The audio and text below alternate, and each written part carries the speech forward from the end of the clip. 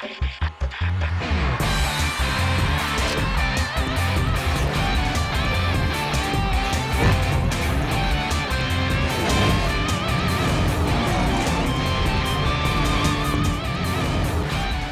আমন্ত্রণ খেলাধুলা ইন্ডিপেন্ডেন্ট টেলিভিশনের নিয়মিত আয়োজন যত খেলায়, সাথে আছি সাইদ সাদিয়ার।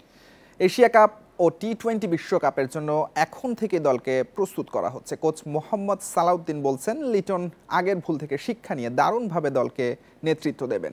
টি-20 প্রস্তুতি ক্যাম্পে সৌম্য, মাহিদি, শান্তদের ব্যাটিং স্কিলে বড় পরিবর্তন আনা গেছে মনে করেন সালাউদ্দিন। কখনো সৌম্য, কখনো ইমন, কখনো বা মাহিদি, এভাবে একের পর এক তারকাদের ভুল ত্রুটি ধরিয়ে দিয়েছেন। ক্লোজ ডোর অনুশীলনে কাজ করেছেন স্কিল নিয়ে। পরিকল্পনাতে কোনো একটা সিরিজ নয়, এশিয়া কাপ ও বিশ্বকাপ। পার্টিকুলারলি টি-20তে আমাদের আসলে কিছু শর্টস লাগবে, যেগুলো আসলে আমরা অ্যাপ্লাই করতে পারি না, প্র্যাকটিসের কারণে সুযোগ পাই না, বা যে ধরনের উইকেট আমরা খেলবো সেই ধরনের উইকেট আসলে কোন ধরনের শর্টসগুলো অ্যাপ্লাই করা দরকার, সেগুলোর উপরে আসলে আমরা এমফাসাইজ দিয়েছি। লিটন দাস দীর্ঘদিনের জন্য পেয়েছেন অধিনায়কত্ব। বাংলাদেশের অধিনায়ক হওয়া মানেই যে বিতর্ক, যার দায় বেশি দেখেন আবেগী সমর্থক ও মিডিয়ার।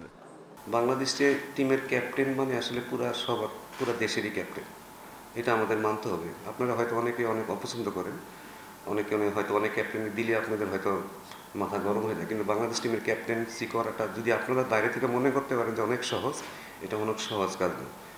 হাতে অপশন নেই, লিটনই ভরসা। সবশেষ উইন্ডিজ সিরিজে ঐতিহাসিক সাফল্য এসেছে লিটনের অধীনেই। এবার ফর্মে থেকে আগের ভুল শুধরে দলের হাল ধরবেন বিশ্বাস এই কোচের। লিটনকে আমি যা আগে দেখছি, বাট লাস্ট সিরিজে যেভাবে দেখছি ক্যাপ্টেন হিসেবে, আমার কাছে আকাশ পাতাল তফাৎ লেগেছে। ইভেন আপনারা হয়তো তার ইন্টারভিউ দেখলে হয়তো বুঝতে পারবেন যে তার কথাবার্তা কিন্তু অনেক কিছুই চেঞ্জেস আসছে। ছেলেদেরকে হয়তো প্রপারলি গাইড করলে তারা হয়তো এই জায়গাগুলো খুব দ্রুত আসলে তাদেরকে বাড়িয়ে নিতে পারবে, এবং তারা সেইভাবে হয়তো ডেভেলপ করার চেষ্টা করছে। টি-20তে সাফল্যের মূল মন্ত্র অলরাউন্ডার। বাংলাদেশ দলে যার বড্ড অভাব, জোড়াতালি দিয়ে সমাধান খুঁজছে কোচিং স্টাফেরা। অলরাউন্ডার না থাকলে স্পেশালি হোয়াইট বলে খুব ডিফিকাল্ট টিমটাকে আসলে, কারণ যারা উপরে ব্যাটিং করে তাদের জন্য অনেক প্রেশার হয়ে যায়। যখনই জানে যে আমার পরের দিকে ব্যাটসম্যানরা ব্যাটিং পারে না, তখন তারা কিন্তু ওই যে বলেন যে ডট বল খেলে, তারা এমনি ডট বল খেলা শুরু করে দেবে।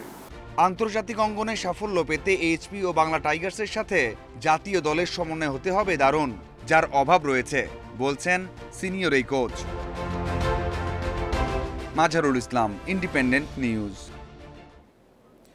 চট্টগ্রামে ইমার্জিং নারী দলের সিরিজে তৃতীয় ওয়ানডেতে সাউথ আফ্রিকাকে 14 রানে হারিয়ে হোয়াইট ওয়াশ এড়িয়েছে বাংলাদেশ। অলরাউন্ড নৈপুণ্যে ম্যাচ সেরা স্বর্ণা আক্তার। ওপেনার ইসমা তানজিম করেন 50, মিডল অর্ডারে সুমাইয়া ঝিলিকে 30-এর ঘরে স্কোর। এরপর আফিয়ার 44 আর স্বর্ণার অপরাজিত 41 রানে 253 করে বাংলাদেশ।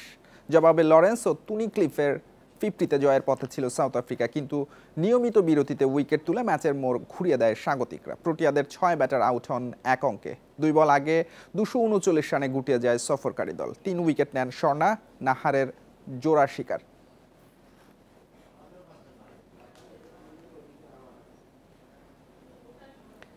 পাকিস্তানের সঙ্গে যুদ্ধবিরতি ঘোষণার পর আইপিএল পুনরায় শুরুর প্রস্তুতি নিচ্ছে ভারতীয় ক্রিকেট বোর্ড। সহ সভাপতি রাজীব শুক্লা পিটিআইকে বলেছেন, নতুন পরিস্থিতিতে বোর্ডের দায়িত্বপ্রাপ্ত কর্মকর্তারা ও আইপিএল গভর্নিং কাউন্সিল দ্রুতই সিদ্ধান্ত নেবেন। ক্রিকেট বিষয়ক ওয়েবসাইট ক্রিকইনফো জানিয়েছে, সব ফ্র্যাঞ্চাইজি বিদেশি খেলোয়াড় ও কোচিং স্টাফদের ভারতে ফিরিয়ে আনার চেষ্টা শুরু করেছে। সরকার অনুমতি দিলে 16 মে থেকে আইপিএল আবারও শুরু হতে পারে। ধর্মশালায় 58তম ম্যাচ চলাকালে বন্ধ হয় আইপিএল। এদিকে আইপিএল পুনরায় শুরুর কথা চললেও পিএসএল নিয়ে এখনো কিছু জানায়নি পাকিস্তান ক্রিকেট বোর্ড।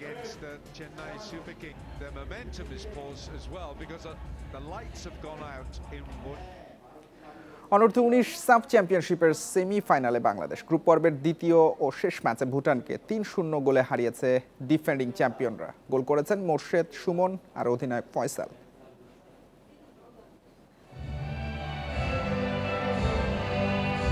প্রথম ম্যাচে এগিয়ে থেকেও মালদ্বীপের সঙ্গে ড্র করায় চাপে ছিল ডিফেন্ডিং চ্যাম্পিয়ন বাংলাদেশ।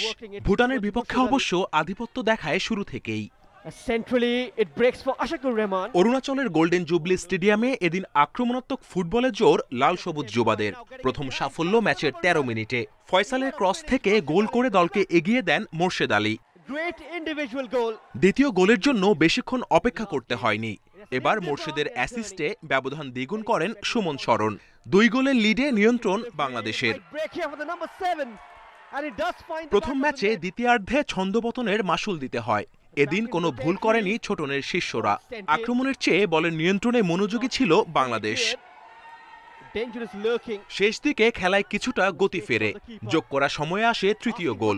ভুটানের হতাশা বাড়িয়ে দেন অধিনায়ক ফয়সাল।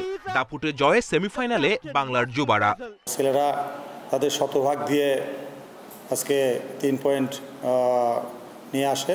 এটা আমার বিশ্বাস ছিল যে ছেলেরা আসলে এটা করতে পারবে এবং ছেলেরা তাদের দেশপ্রেম থেকে তারা তাদের সর্বোচ্চ দিয়ে খেলে 90 মিনিটস গেম ডমিনেট করেই খেলায় জয়লাভ করে। এই গ্রুপ থেকে দ্বিতীয় দল হিসেবে সেমিতে উঠতে মঙ্গলবার লড়বে মালদ্বীপ ও ভুটান। Kamrul Hasnat, Independent News. কমলাপুর স্টেডিয়ামের টার্ফ নিয়ে জটিলতা কেটেছে। শুল্কমুক্ত হয়েছে ফিফার অনুদানের আর্টিফিশিয়াল টার্ফ। এপ্রিলের শেষে নেদারল্যান্ডস থেকে টার্ফ আসলেও শুল্কমুক্তের অপেক্ষায় এতদিন ছাড়পত্র পায়নি বাফুফে। এবার কেটেছে সেই জটিলতা। ফিফার অর্থায়নে দেয়া টার্ফটি দ্রুত কমলাপুর স্টেডিয়ামে স্থাপনের উদ্যোগ নেবে ফেডারেশন। দীর্ঘদিন ধরে সংস্কার কাজ চলমান থাকায় পুরনো টার্ফ সরিয়ে ফেলা হয়েছিল। পানি নিষ্কাশনের ব্যবস্থা সহ আরও কিছু আধুনিকায়নের কাজও চালিয়ে যাবে বাফুফে।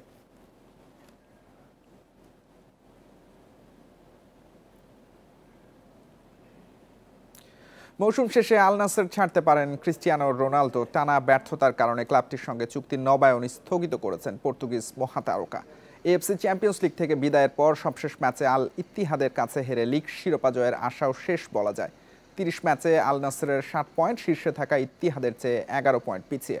সৌদি ক্লাবটিতে যোগ দেওয়ার পর একের পর এক গোল করলেও এখন পর্যন্ত কোনো প্রতিযোগিতামূলক ট্রফি জেতা হয়নি CR7-এর।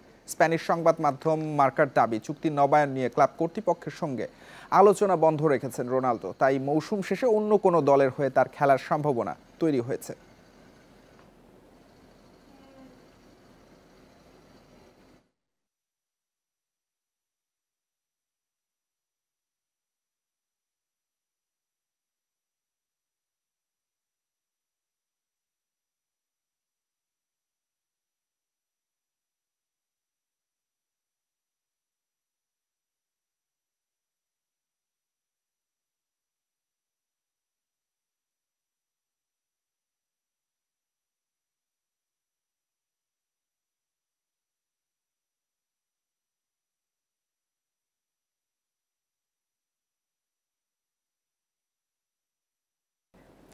এ ছিল আজকের যত খেলায়। ইন্ডিপেন্ডেন্ট টেলিভিশনের সব খবর বিস্তারিত জানতে চোখ রাখুন ফেসবুক, ইউটিউব এবং এক্সে।